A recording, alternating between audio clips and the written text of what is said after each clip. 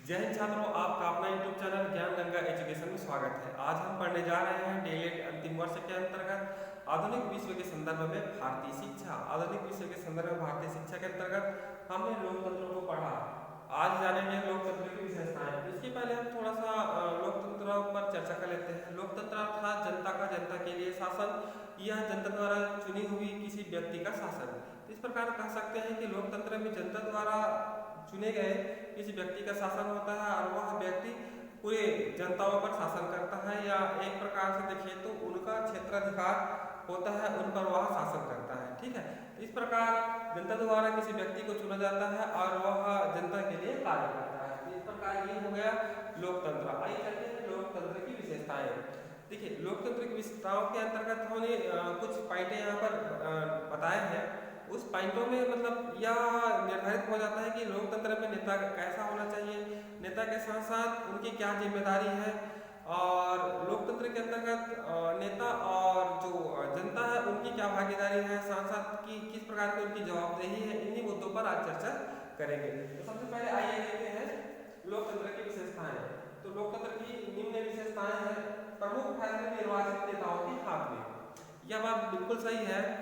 जब जैसे प्रधानमंत्री का चुनाव होता है तो सबसे पहले जनता क्या करते हैं, अपने सांसद को चुनते हैं। सांसद क्या करते हैं, सांसद होता है वो बहुमत दल के नेता को प्रधानमंत्री बनाया जाता है। ठीक है, बहुमत दल के नेता को प्रधानमंत्री बनाया जाता है और प्रधानमंत्री जो मुख्य होता है ना, वह शपथ वगैरह लेता है। शपथ लेने के पश्चात बहुत सारे फैसले लेते हैं। ठीक है, बहुत सारे फैसले लेते हैं, अंतर्राष्ट्रीय स्तर पर, राष्ट्रीय स्तर पर, राजकीय स्तर पर फैसले लेते हैं, चाहे वो देश हित के लिए हो। अनेक प्रकार के फैसले लेते हैं, लेकिन कुछ फैसले ऐसे होते हैं जो देश विरोधी भी होते हैं। हम इसका एक उदाहरण, जीता जागता उदाहरण आज आपके सामने प्रस्तुत कर रहे हैं। तो आपने पाकिस्तान के जनरल परवेज मुशर्रफ का नाम सुने होंगे। सन 1999 में जब वो आई तो पाकिस्तान की सरकार, जो पाकिस्तान की सरकार थी, उनको उखाड़ फेंका और उन्होंने खुद को सेना का प्रमुख माना। ठीक है, सेना अध्यक्ष माना और कुछ ऐसे नियम पारित करके उन्होंने राष्ट्रपति बन गया। राष्ट्रपति बनने के पश्चात उन्होंने लीगल फ्रेमवर्क आर्डर पास किया। लीगल फ्रेमवर्क आर्डर यह था जिनके अंतर्गत पूरे देश की सर्वोच्च ताकत राष्ट्रपति के हाथों में हो, है ना, राष्ट्रपति के हाथों में हो। लेकिन जो वहां पर एक और अधिकार दिए गए और लीगल फ्रेमवर्क आर्डर के आधार पर वहां के संविधान को बदल डाला, पाकिस्तान के संविधान को बदल डाला। बदलने के पश्चात उन्होंने प्रांतीय स्तर पर राष्ट्रपति और क्या बोलते हैं, राष्ट्रपति और जो राजकीय जो नेता होते हैं उनको मतलब चुनाव के लिए एक प्रकार से आर्डर पेश किया। लेकिन सर्वोच्च ताकत, एक प्रकार से देखा जाए तो सर्वोच्च ताकत, सत्ता या जो कानून कहा जाए या जो बनाया जाता है, कहा जाता है, वो सारी ताकत राष्ट्रपति के हाथों में हो, अर्थात परवेज मुशर्रफ के हाथों में हो, जनरल परवेज मुशर्रफ के हाथों में हो। इस प्रकार के उन्होंने नियम बना दिए। कहने का तात्पर्य है कि जैसे कि हमारे भारत में जैसे कि विधायक होता है, सांसद होता है, मुख्यमंत्री होता है, प्रधानमंत्री होता है, तो ये सारी शक्ति केवल राष्ट्रपति के हाथों में हो, ऐसा उन्होंने नियम बनाया, है ना। उसको कुछ करने का अधिकार नहीं, केवल वो नाम मात्र का है। इस प्रकार से उन्होंने लीगल फ्रेमवर्क का आर्डर पारित करके संविधान को बदल डाला और संविधान में अनेक प्रकार के प्रस्ताव दिए जो जनता के खिलाफ थे। तो इस प्रकार हम थोड़ा सा देखें तो हमें यह महसूस होता है कि क्या वहाँ लोकतांत्रिक प्रणाली अभी लागू है, क्या लोकतंत्र में भाग ले रहे हैं वहाँ की जनता, या किसी व्यक्ति को वो चुने हैं, क्या वह उन पर शासन कर रहा है, तो नहीं। तो इस प्रकार कह सकते हैं कि प्रमुख फैसले निर्वाचित नेताओं के हाथ में होते हैं। वैसे हमारे देश में प्रमुख फैसले निर्वाचित नेताओं के हाथ में होते हैं। आपने सुना होगा जनताओं ने हमारे अभी वर्तमान जो प्रधानमंत्री है श्री नरेंद्र मोदी जी को चुना है। ठीक है, जनताओं के द्वारा ही चुना गया है, लेकिन उन्होंने एक बिल पास किया है, किसान किसान बिल सभी जानते थे। किसान बिल के अंतर्गत कुछ ऐसे संशोधन किए हैं किसान बिल में, जिनसे जो किसान है, मतलब पंजाब के किसान, हरियाणा के किसान, मध्य प्रदेश किसान, बिहार के किसान, ये जितने भी किसान हैं वो लोग आंदोलन कर रहे हैं कि ये जो बिल पास हुआ है वो किसान विरोधी है।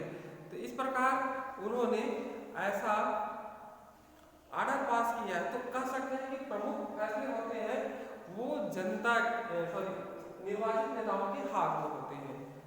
तो आइए चलते हैं दूसरा, जवाबदेही का मामला। जिस नेता को हमने चुना है, जिस नेता को हमने अपना नेता माना है, जनता द्वारा उन्हें चुना गया है, उनकी जवाबदेही होती है। एक प्रकार से उनकी एक जवाबदारी होती है कि वह प्रमुख फैसले जनता के हित में ले, जनता के हित में ले, राष्ट्रीय हित में ले, राजकीय हित में ले। इसके साथ साथ न्यायपालिका को ध्यान में रखते हुए, ऐसे हितों का निर्धारित करें जो जनताओं के लिए उपयुक्त हो, अनुकूलित हो, है ना। तो इसके लिए अनेक प्रकार के अधिकार है। आपने सुना होगा सूचना का अधिकार, ठीक है। सूचना का अधिकार अर्थात जनता अगर वह चाहे तो सरकार का जवाब मांग सकती है, और सरकार की जवाबदेही होगी कि उनकी मांग को वो बताए। जैसे कि हम देखिए ग्रामीण स्तर पर सूचना के अधिकार के अंतर्गत कि मनरेगा के अंतर्गत कितना कार्य हुआ, ठीक है, क्या क्या काम हुआ, कितने पैसे खर्च हुए, कितने पैसे बचे हैं, इस सब के बारे में जानकारी आम व्यक्ति मांग सकता है ना। सूचना के अधिकार के तहत वो प्रस्ताव संबंधित अधिकारी के पास भेजेगा। संबंधित अधिकारी क्या करेगा, उनसे, मतलब जो सरपंच है, सचिव है, उनसे सूचना के अधिकार के तहत प्रमुख जो आंकड़े हैं, डेटा है, वो फोटोकॉपी के तहत उनको क्या किया जाएगा, बताया जाएगा कि हाँ इस काम में इतना लगा, इस गांव में इतना लगा, इतना खर्च हुआ। इस प्रकार से उनकी जवाबदेही होती है। ठीक उसी प्रकार जो बड़े बड़े नेता होते हैं, जो हम पर शासन करते हैं, उनकी जवाबदेही होती है कि वो ऐसे ऐसे बातों को बताए जो जनता पूछना चाह रही है। और जनता तो यही चाहती है कि बहुत सारे उनके पास सवाल है, ये कैसे नहीं हो रहा है, ये क्यों नहीं हो रहा है। अभी बहुत वो चला, क्या बोलते हैं, एनआरसी के बारे में बहुत वो चला कि बहुत सारे मुसलमान इस पर मतलब आंदोलन किए और इसको बंद करने की मांग किए, लेकिन कोरोना की वजह से ये सब अभी बंद हो गया। ठीक उसी प्रकार जनता की जवाबदेही बनती है, जनता की एक जवाबदारी बनती है कि क्यों ऐसा कर रहा है, क्यों ये कर रहा है, करने के पीछे क्या कारण है, इसकी मांग, इसकी जांच पड़ताल जनता करना चाहती है। और सरकार की जवाबदेही होती है कि सरकार उनकी प्रत्येक बातों का, प्रत्येक समस्याओं का जवाब दे। लेकिन कुछ तानाशाही ऐसे होते हैं जो नहीं देते हैं। तो आइए चलते हैं तीसरा, स्वतंत्र व निष्पक्ष चुनावी मुकाबला। अब देखिए यहाँ पर कहा गया है स्वतंत्र व निष्पक्ष चुनावी मुकाबला। पहले जब बैलेट पेपर से चुनाव होता था तो वो स्वतंत्र व निष्पक्ष ढंग से होता था, है ना, स्वतंत्र व निष्पक्ष ढंग से होता था। लेकिन आज इलेक्ट्रॉनिक मशीन के आ जाने के कारण स्वतंत्र व निष्पक्ष चुनाव की हम कल्पना नहीं कर सकते। क्यों नहीं कर सकते? क्योंकि हम किसी और का बटन दबा रहे हैं, किसी और के में बत्ती जल रहा है, ठीक है। इसलिए स्वतंत्र और निष्पक्ष चुनाव की घोषणा या कल्पना नहीं कर सकते। इनके साथ साथ जो आज मशीनों से चुनाव हो रहे हैं उसमें धांधली भी हो रही है। कहा जा रहा है कि इन मशीनों को हैक भी किया जा सकता है, इन मशीनों को हैक भी किया जा सकता है। तो इस प्रकार लोकतंत्र के अंतर्गत स्वतंत्र और निष्पक्ष चुनावी मुकाबला होनी चाहिए। इनके साथ साथ जो बड़े बड़े नेता होते हैं, ठीक है, जो नेता होते हैं वो क्या करते हैं, एक दूसरे के प्रति विरोधाभास जताते हैं, है ना, मुकाबला करते हैं। तो उनकी आपसी हितों को क्या करते हैं, उछालते हैं, उनकी माँ के बारे में, उनकी पत्नी के बारे में, इस प्रकार से उछालते हैं। तो ये स्वतंत्र मुकाबला नहीं है। इसलिए लोकतंत्र स्वतंत्र और निष्पक्ष चुनावी मुकाबला होनी चाहिए। तो हम इसके पहले आइए देखते हैं, जब चीन में चुनाव हुआ, चीन में कुछ अधिकार है, ठीक है, तो उसमें कुछ जो कम्युनिस्ट पार्टी है उन्हीं को ही मतलब मत देने का अधिकार है, या कहें जो छोटी पार्टी है उनसे संबंधित उनको मतलब मत देने का अधिकार है, लेकिन और उनसे जो छोटे छोटे पार्टी है उनको मत देने का अधिकार नहीं है, या एक प्रकार से कहें तो उनको पूर्ण रूप से अधिकार है ही नहीं है ना। इस प्रकार से देखिए तो वहाँ की जो जनता है जो उस क्षेत्र से आते हैं उनको अधिकार ही है नहीं, तो हम कहाँ पर स्वतंत्रता की बात कर सकते हैं। ठीक है। हाँ, एक बात और, वो हमेशा भारतीय कम्युनिस्ट पार्टी ही जीतती आ रही है। भारतीय चीनी कम्युनिस्ट पार्टी ही जीतती आ रही है। इसका एक और कारण है कि उनके अधिकारों को वंचित करना, उनको पूर्ण स्वतंत्रता प्रदान न करना। एक और देश है जिनका नाम मैं बताना चाहूँगा, उस देश का नाम है मैक्सिको। मैक्सिको में हर 6 वर्ष बाद प्रधानमंत्री का चुनाव राष्ट्रपति का चुनाव होता है। मैक्सिको एक ऐसा देश है जहाँ पर हर 6 वर्ष बाद राष्ट्रपति का चुनाव होता है, और देश में कभी भी फौजी शासन या तानाशाही नहीं आई। लेकिन सन 2000 तक हर चुनाव में एक पार्टी को ही जीत मिलती रही। विपक्षी दल चुनाव में हिस्सा तो लेते हैं पर उन्हें कभी भी जीत हासिल नहीं हुई। ठीक है। अब यहाँ पर कहा गया है कि केवल एक ही पार्टी को वहाँ चुनाव में जीत हुई, और विपक्षी दल हमेशा प्रयास करते रहे लेकिन उनको चुनाव में जीत नहीं हुई। यहाँ तक कि वहाँ के जो अध्यापक है, ठीक है, अध्यापक है, वो अपने स्टूडेंट होते हैं, बच्चे होते हैं, उनको कहते हैं कि आप अपने जो मुख्य पार्टी जीतती आ रही है उनको अपने माता पिता को बोले कि उनको वोट दें।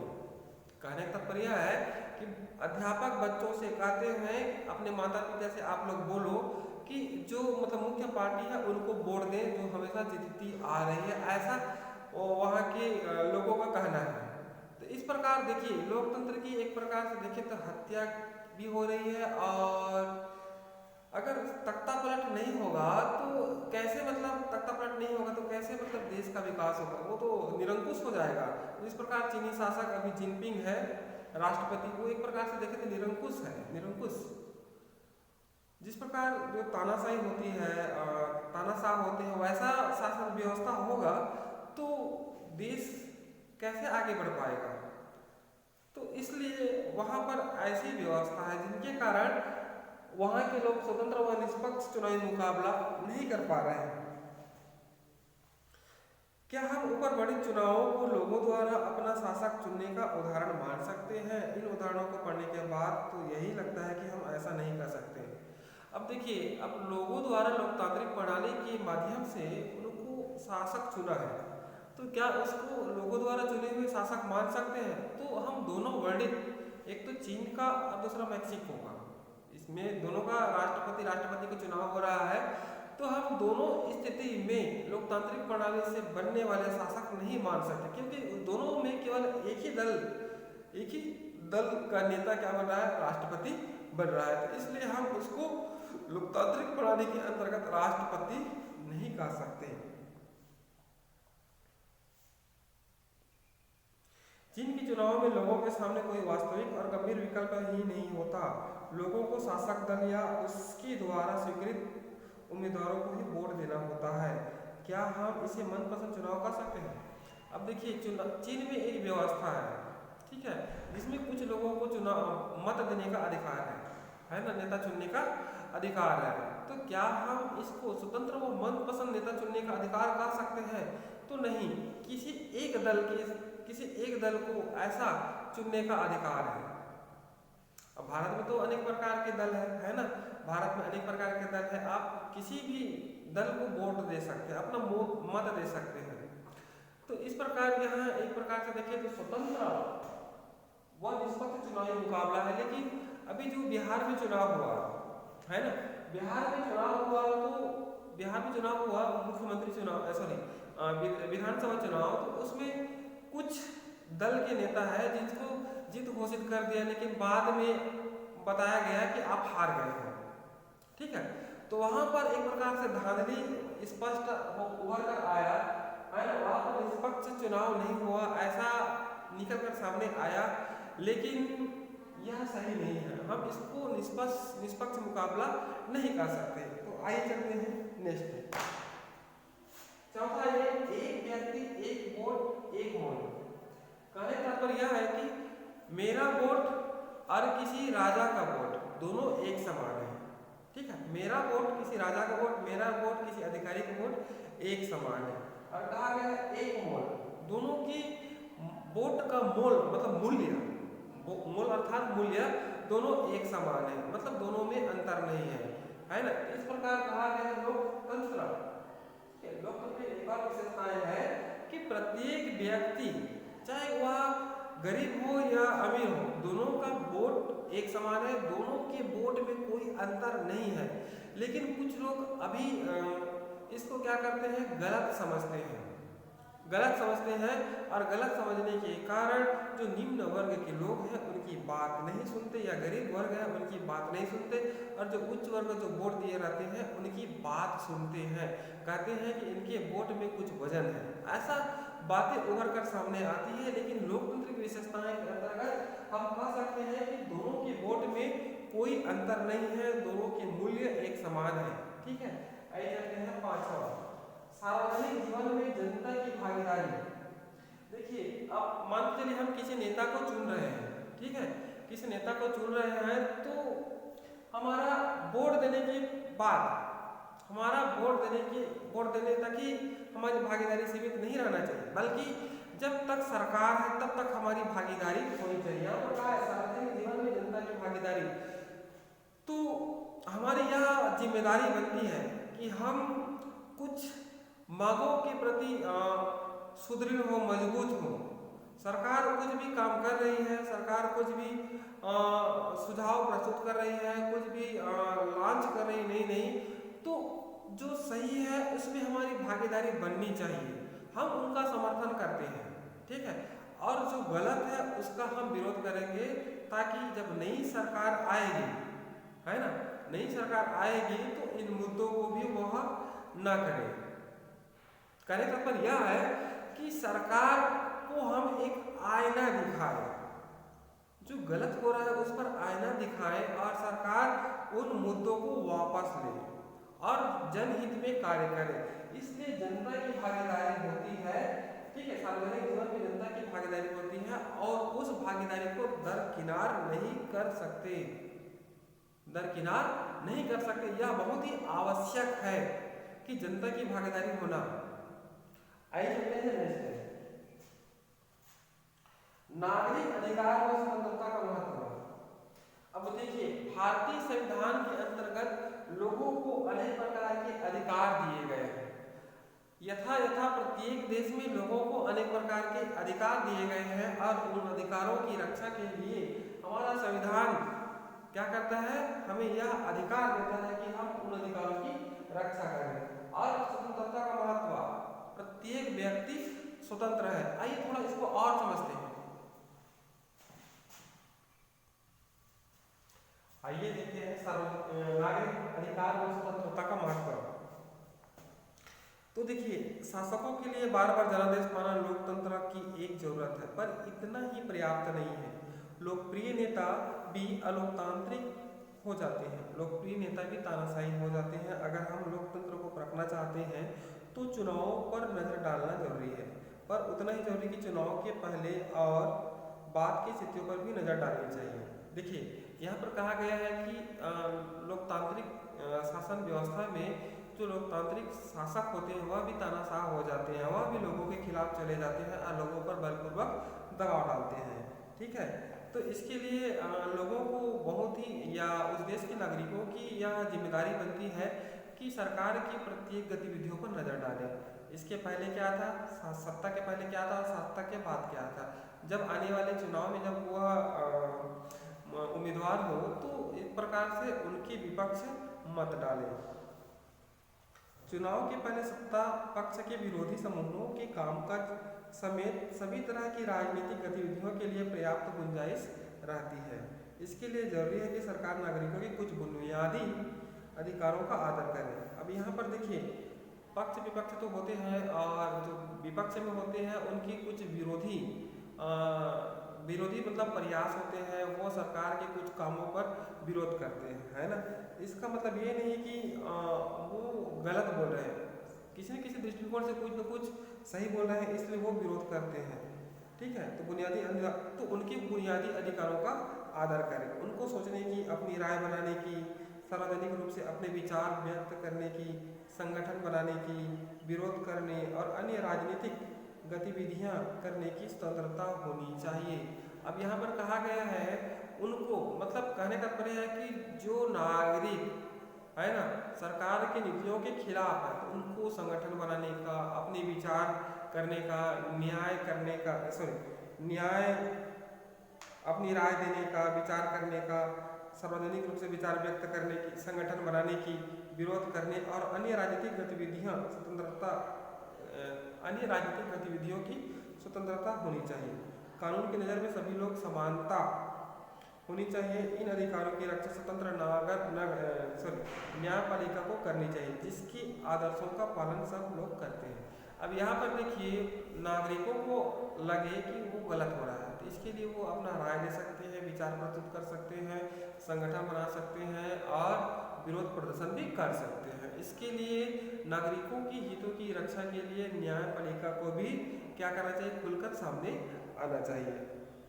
और यहाँ पर कहा गया, अक्सर सरकारें लोगों की स्वतंत्रता तथा जानकारी के अधिकारों पर पाबंदी लगा देते हैं, है ना। बहुत से ऐसी सरकारें हैं जो लोगों की अधिकार, है ना, और उनकी स्वतंत्रता पर पाबंदी लगा देते हैं। जैसे कि सोवियत रूस, है ना, सोवियत रूस ने क्या किया, वहाँ के लोगों की रूस में हालांकि सबको मताधिकार प्राप्त था तथा निश्चित समय अवधि पर चुनाव होते हैं, लेकिन स्वतंत्र पत्रिका, सूचना, संगठन के अधिकार नहीं थे, जिसके कारण वहाँ शासक करने वाली पार्टी के विकल्प में कोई अन्य पार्टी उभर ही नहीं सकी।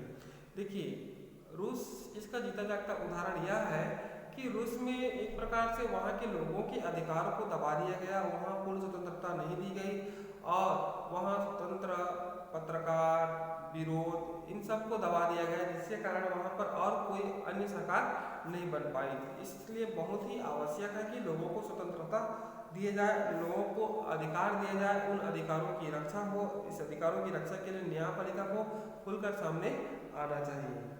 सातवां है समता और लोकतंत्र, ठीक है।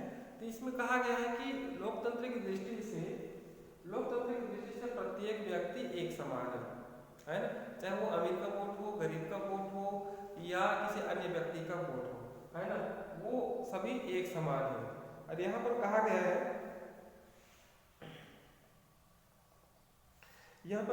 है, कि कोई जमींदार व्यक्ति या कोई निम्न व्यक्ति है ना, तो निम्न व्यक्ति भी उसी व्यक्ति को वोट दिया है, जमींदार व्यक्ति भी उसी व्यक्ति को वोट दिया है ना।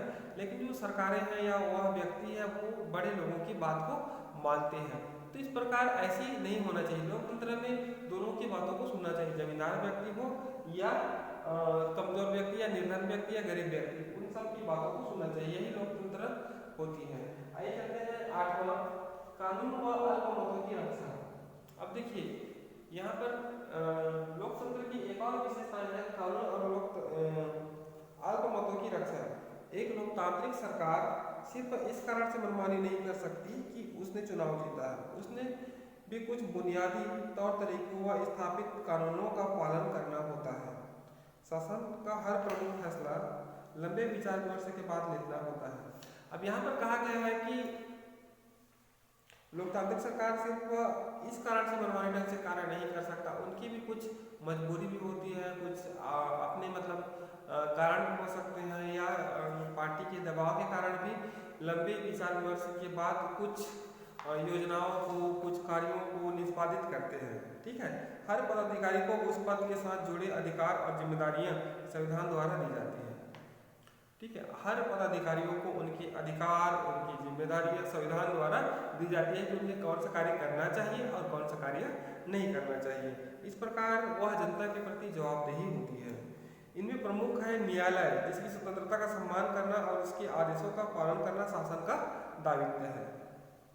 चुनी गई सरकार का एक और दायित्व है अल्पमत वाले समूहों को दी गई कुछ गारंटियों का आदर करें, है ना। अधिकतर क्या होता है, जब सरकार बनता है तो हम बनेंगे तो अल्पमत अर्थात जो निम्न वर्ग के लोग हैं या कहे कमजोर वर्ग है, उनकी हम ये करेंगे, वो करेंगे, राशन कार्ड बनाएंगे, फलाना ढकाना, अनेक प्रकार के घोषणाएं करते हैं। तो जो गारंटी दिए हैं उनकी रक्षा करनी चाहिए या उनको पालन करना चाहिए।